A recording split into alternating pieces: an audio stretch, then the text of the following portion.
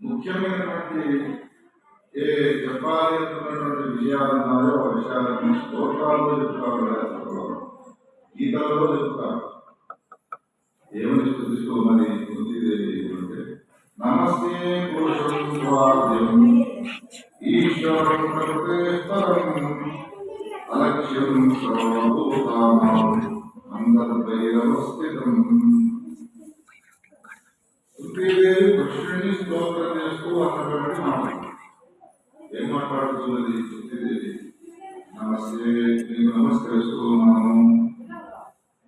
ఎవరు నీవు? పురుషుడవు. స్త్రీ పురుష అనేటువంటి మాటలలో పురుషుడు అన్నటువంటి ఆ పదాన్ని ప్రయోగించిన కాదు కుంతీదేవి. పురుషులంటే తెలుసా? పురుషులంటే ఎవరు?